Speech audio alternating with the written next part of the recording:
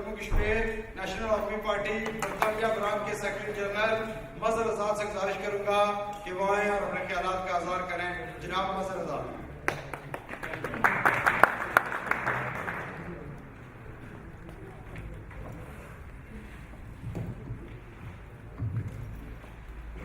زندہ کی صلاحیں ٹوٹیں گی، کفلوں کا پریشان دیکھیں گے. دعویٰ ہے ہمارا زنجیروں، ہم جشن بہاراں دیکھیں گے.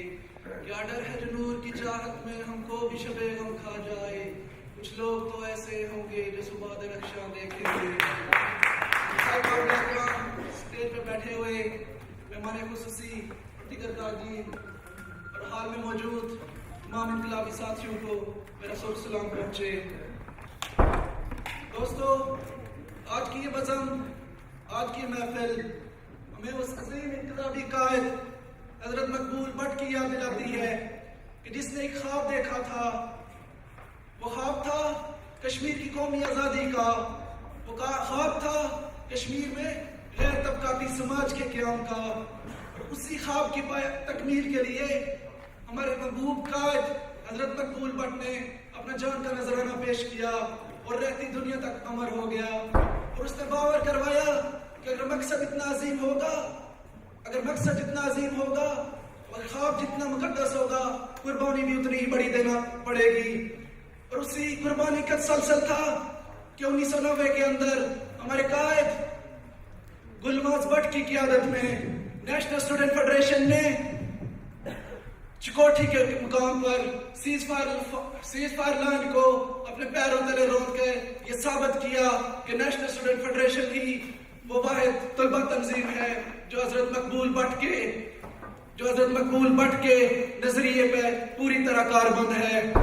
دوستوں اور ساتھیوں، آج ہم پر یہ ذمہ داری عائد ہوتی ہے کہ ہم اس عظیم نظریے، اس عظیم خواب کی خاطر دوستوں کے اندر ایک نظریاتی جڑت پیدا کریں جس کے بغیر ہم آگے نہیں بڑھ سکیں گے. اور اسی جڑت کا نتیجہ ہوگا کہ ہم سب کو مل جل کر اس آزادی کے خواب کو پورا کرنا ہوگا. تب جا کے ہم حضرت مقبول بٹ کے سامنے اپنے آپ کو پیش کر سکیں گے، اپنے نظریات اور اپنے افکار کو پیش کر سکیں گے. دوستوں اور ساتھیوں، کیونکہ آج Jammu Kashmir national student federation national عوامی پارٹی برطانیہ براج کا بھی چناؤ ہونا ہے اور ان کے لیے میں ایک پیغام دینا چاہتا ہوں. وہ پیغام یہ ہے کہ اب دوستوں کو نظریاتی بنیاد پر تیار کریں. یہ برادری کی سیاست، یہ علاقے کی سیاست، یہ دوستی کی سیاست، یہ 2 قدم پر جا کر رک جاتی ہے. اس سے آگے نظریاتی سیاست شروع ہوتی ہے جو تادم مرگ آپ کے ساتھ رہتی ہے. اور تاریخ میں وہی لوگ عمر ہوا کرتے ہیں جو نظریاتی بنیادوں پر ایک قوم کے لیے، ایک ملک کے لیے کام کیا کرتے ہیں. دوستوں اور ساتھیوں، وقت بہت بیت چکا ہے.